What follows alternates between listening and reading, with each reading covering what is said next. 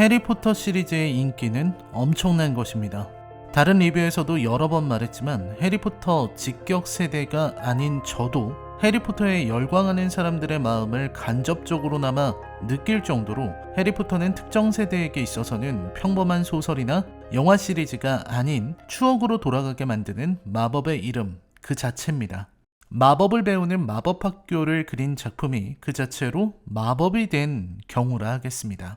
꽤 성장하고 나서 봤던 해리포터 소설인데도, 그리고 마법사의 돌인데도 어린 해리와 론, 헤르미온느를 보고 있자면 가슴이 뭉클해지는, 이루 말로 표현할 수 없는 그리운 감정에 사로잡힙니다. 마법의 정체는 바로 그 감정이죠. 하지만 해리포터는 이제 끝났습니다. 죽음의 성물에서 그들의 여정은 공식적으로 끝났고 우리는 이제 해리포터를 추억의 서랍에 넣어두었습니다. 하지만 그러지 못하는 사람이 있죠. 바로 조앤 K. 롤링이라는 사람입니다. 작가인 롤링은 해리포터를 잊지 못했고 이 세계를 바탕으로 프리퀄과 시퀄을 만들어냅니다. 해리포터와 저주받은 아이, 그리고 신비한 동물 시리즈가 그것이죠. 저주받은 아이는 시퀄, 신비한 동물은 프리퀄입니다. 신비한 동물 사전은 생각보다는 괜찮았습니다. 개인적으로 에디 레드메인이라는 배우를 선호하기도 하거니와 꽤 매력적인 비주얼과 설정들이 있었거든요. 지극히 평범하고 무난한 서사를 보여줬고 개연성의 문제도 있었지만 옵스큐러스라는 설정은 훌륭했다고 생각합니다. 볼드모트 이전 세대의 악당인 갤러트 그린델왈드라는 인물의 입체적인 모습도 나쁘지 않았습니다. 문제는 신비한 동물들과 그린델왈드의 범죄부터였습니다. 솔직히 말해서 그 영화는 무엇을 말하려고 하는지, 이야기의 진행이 어쩌면 그렇게 망가질 수 있는지 의문이 들 정도로 지루하고 따분한 작품이었습니다. 이때부터 신비한 동물 시리즈가 5부작까지 나올 수는 있는 건가? 하는 의문이 들었죠. 이야기 자체가 흥미롭지 않은데 진행도 느려서 별것도 없는 사건을 질질 끌고 있다는 인상을 받지 않을 수 없는 겁니다. 그리고 신비한 동물들과 덤블도어의 비밀에 이르러서 그 문제는 더욱 커집니다. 무엇보다도 이 영화가 망가진 건 각본 때문인데 그 이유는 절대로 각본을 써서는 안 될 인물이 각본을 맡았기 때문입니다. 조앤 K. 롤링이 직접 각본을 맡은 이 작품은 신비한 동물 시리즈는 물론이고 해리포터 전 시리즈를 포함해서 최악의 이야기 전개를 보여주고 있습니다. 서사 자체가 형편없으니 영화는 계속해서 추억팔이에만 집착합니다.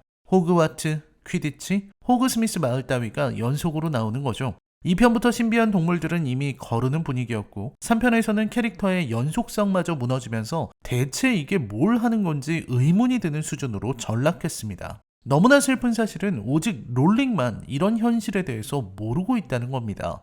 해리포터는 대단했고 우리는 해리포터를 사랑했습니다. 하지만 그 해리포터를 사랑하던 소년 소녀들은 이미 성장해서 어른이 되었습니다. 마음속에 품은 사랑은 여전하지만 그건 예전 작품들이 주는 추억의 마법 때문이지 새로 나오는 작품에까지 소급 적용될 수 있는 건 아닙니다. 과거에 사로잡히고 여전히 성장하지 못하고 있는 건 롤링뿐입니다. 아니, 오히려 그는 퇴보했습니다. 남들은 앞으로 나아갈 때 혼자 뒤로만 걸어가고 있으니까요.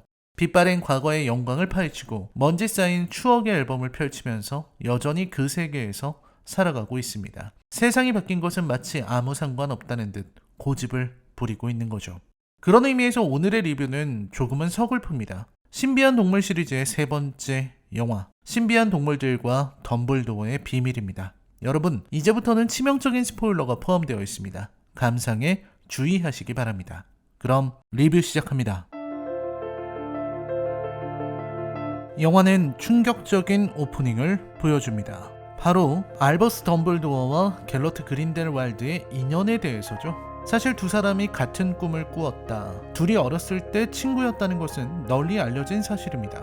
만약 아리아나가 아니었다면 덤블도어는 유일하게 마음이 통했던 그린델왈드와 함께 사악한 마법사의 우두머리가 될 수도 있었을 겁니다.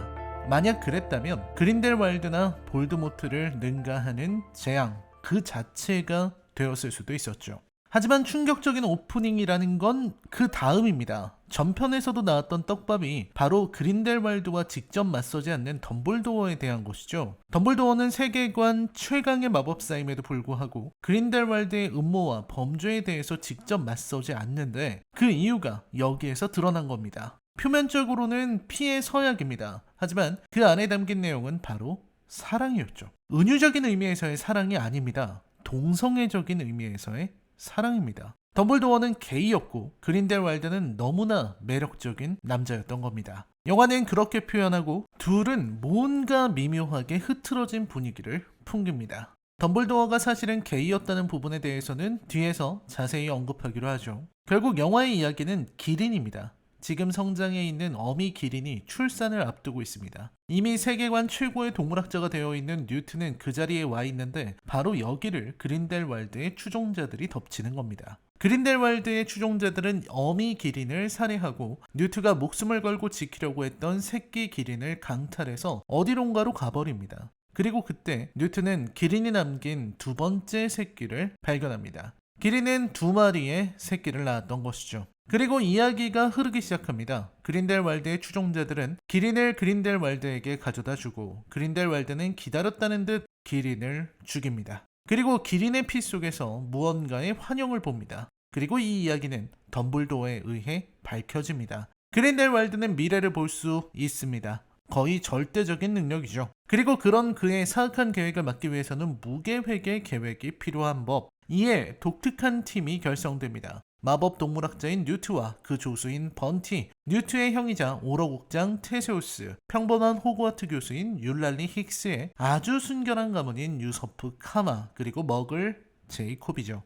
이 시리즈에서 제이콥이라는 인물은 머글의 상징이기 때문에 그렇다 치고 뉴트의 형제와 조수를 제외하면 유색인종이라는 것도 특징입니다. 반면에 그들을 상대하는 그린델왈드 사람들은 당연히 모두 백인입니다. 왜냐면 백인은 쉬운 상대니까요. 백인처럼 악당으로 만들기 쉬운 인종은 없죠. 이러다가 영화에 나오는 악당은 죄다 백인만 하게 생겼어요. 이 아름다운 무지갯빛 PC 세상에서는 오직 백인만이 악역을 할 수 있습니다. 특히 백인 남성이죠. 아무튼 이야기는 무척 산만하게 진행됩니다. 뉴트와 친구들은 여기저기 돌아다니지만 실제로 하는 일은 아무것도 없고 상황이 진행되는 것을 지켜보면서 문제를 일으킬 따름입니다. 그리고 퀸이는 이미 절망해서 그린델왈드에게 붙은 상황으로 나옵니다. 영화는 이 모든 것을 말로 잘 설명해주고 있죠. 그리고 정신없는 진행은 이제 시작입니다. 뉴트와 친구들은 베를린으로 가서 연회에 참석하고 거기에서 독일의 마법부 총리인 보겔이 새로운 지도자를 뽑기 전에 그린델왈드를 무죄로 사면하는 사건이 벌어집니다. 여기에서 퀸이와 만난 제이콥이 퀸이에 대한 사랑을 여전히 지니고 있음을 보이고 퀸이는 제이콥을 볼 때마다 눈물을 훔치지만 아무도 그들에게 관심을 보이지 않는 놀라운 매너를 보여줍니다. 제이콥은 난장판 속에서 힉스의 도움으로 벗어나게 되고요. 번티는 뉴트의 가방과 같은 모양의 가방을 여럿 만들고 테세우스는 적들의 공격에 당해 사로잡히고 뉴트는 이를 구하고 가장 큰 문제였던 그리고 전작에서 덤블도어의 피를 이었다는 것이 드러나며 큰 충격을 줬던 크레덴스는 알버스 덤블도어를 만나 공격하기에 이릅니다. 하지만 이런 종류의 영화가 그렇듯 알버스 덤블도어의 말 한마디 너는 덤블도어가 맞지만 버려지지 않았다. 모든 것은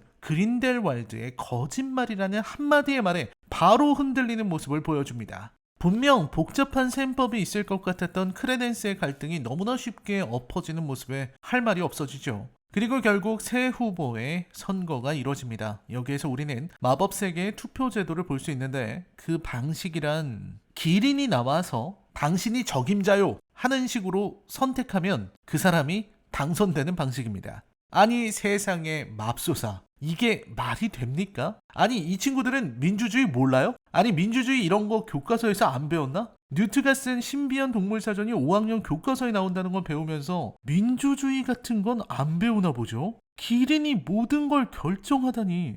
아니 그래요. 여기는 뭐 판타지니까 기린이 다 결정한다고 합시다. 그런데 이 상황을 보십시오.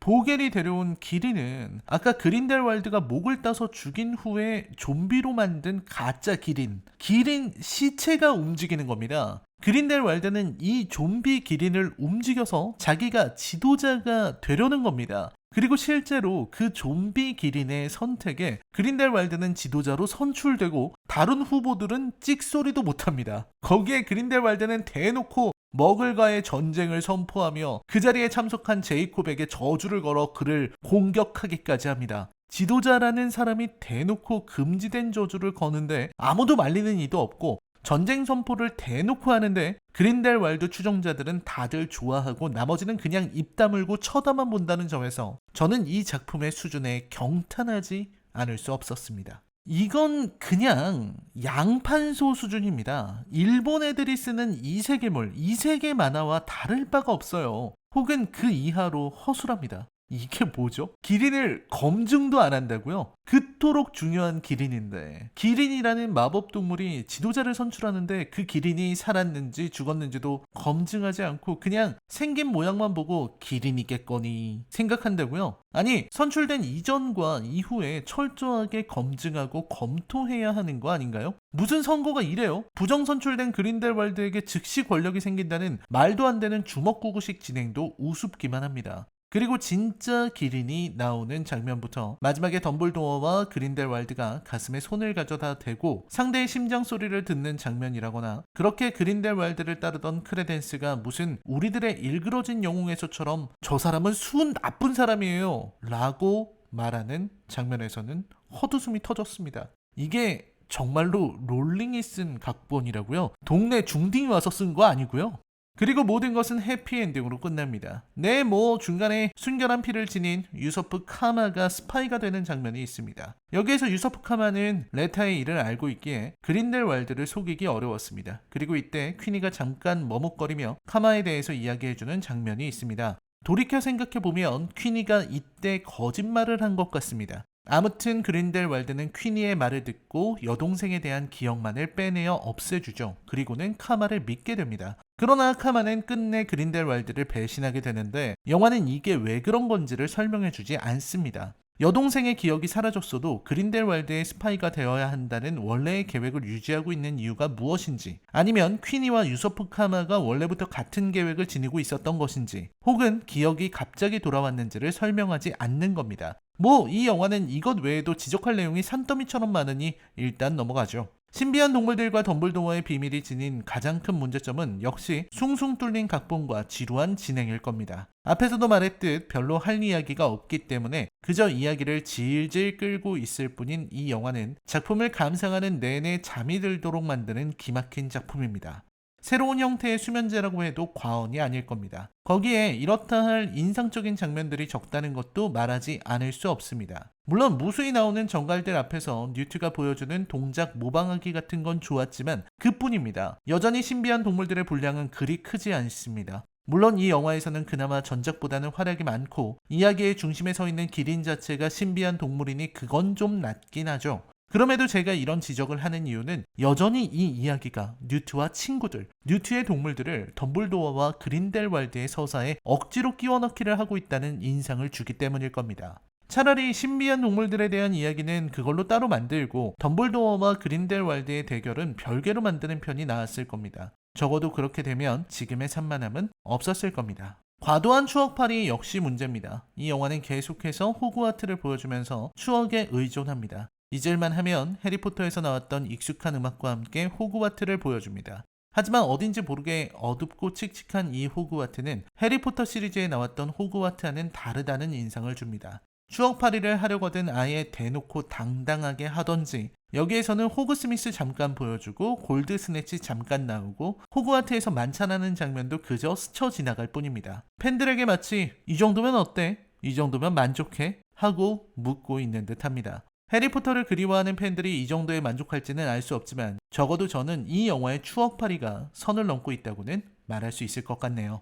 그렇다고 이야기가 재미있다거나 갈등이 잘 만들어진 것도 아니고 기대를 모았던 덤블도어와 그린델왈드의 결전이 잘 표현된 것도 아닙니다. 여전히 그린델왈드는 잘 도망쳤고 그의 계획은 무산되었지만 이야기는 여전히 지지부진합니다. 이럴 거면 그린델왈드의 범죄의 이야기가 왜 필요했는지 의문입니다. 두 이야기를 합쳐서 2시간으로 만들어도 필요한 장면만 넣으면 어떻게 진행될 것 같지 않나요? 퀸이와 제이콥 이야기도 레타와 유서프의 이야기도 차라리 더 몰입되었을 것 같습니다. 그리고 문제의 설정들이죠. 저는 이 영화를 보면서 많은 고민을 했습니다. PC주의는 그렇다고 치더라도 덤블도어가 게이라는 걸 어떻게 받아들여야 하나 하는 의문이 들었던 것이죠. 덤블도어가 사실은 동성애자였다는 게 왜 어색하게 느껴지는 걸까요? 어쩌면 제 마음속에는 약간의 거부감이, 미약한 포비아가 있는 것은 아닐까요? 이성애자를 당연한 것으로 여기는 고정관념이 뿌리 깊게 박혀서 순간 이상하게 느꼈던 것은 아닐까 하는 의문을 품어야 했습니다. 덤블도어가 이성애자일 이유는 없으므로 그가 사랑했던 사람의 성별이 남자인지 여자인지는 중요하지 않습니다.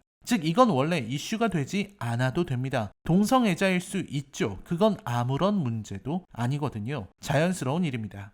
그럼에도 불편함을 느꼈던 것은 영화가 지나치게 사랑이나 혈연에 집착하고 있기 때문일 겁니다. 즉 크레덴스가 덤블도어의 피를 이었다는 사실이 의아하게 느껴진 것과 같다는 겁니다. 덤블도어와 그린델왈드의 갈등에 더 큰 충격을 주기 위한 일종의 충격요법으로 동성애를 동원하고 있다는 것 같다는 인상을 받게 되는 겁니다. 그게 바로 불편함의 원인이었습니다.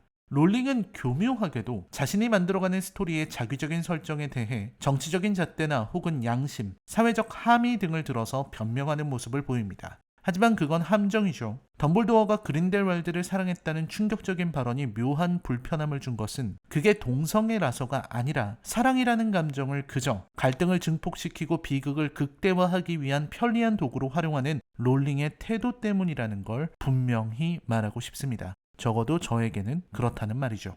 연출도 신경 쓴 부분이 잘 드러나고는 있지만 여전히 아무런 박력도 없었습니다. 대부분의 장면이 헛웃음이 나올 정도로 허술했습니다. 특히 영화의 하이라이트를 이루는 선출 장면의 초라함은 기가 막혔습니다. 세 사람이 그냥 그 자리에 서서 동물의 선택을 기다리는 그 기막힌 장면에서 이 시리즈는 볼장 다 본 겁니다. 신비한 동물들과 덤블도어의 비밀에 대한 제 평점은 10점 만점에 3점입니다. 해리포터의 추억에 1점을 추가하긴 했지만 졸작이나 다름없는 수준이죠. 저는 매즈 미켈슨의 연기는 좋았다고 생각합니다. 그는 언제나 뛰어난 연기를 보이는 배우죠. 하지만 저는 조니 뎁을 하차시킨 것이 잘못된 선택이라 생각합니다. 제가 의견을 낼 문제는 아니지만 지나치게 정치적이지 않았나 싶습니다. 그리고 조니 뎁의 캐릭터 해석과 매즈 미켈슨의 캐릭터 해석 방법의 차이에 대해서 혹은 표현 차이에 대해서는 저는 무의미하다고 생각합니다. 매즈 미켈슨이 연기한 그린델왈드는 조니 뎁의 그것과 다릅니다. 이유는 간단해요. 롤링이 직접 각본을 쓰는 바람에 그린델왈드라는 캐릭터 자체가 지나치게 단순하고 멍청한 인물로 전락했으니까요. 그걸 열심히 연기한 매즈 미켈슨에게는 아무런 잘못이 없습니다. 잘못은 어디까지나 각본가의 몫이죠. 슬픈 건 그 형편없는 각본가가 원작자라는 거고요. 라이너의 컬처 쇼크 영화 리뷰는 계속됩니다. 시청해주셔서 감사합니다.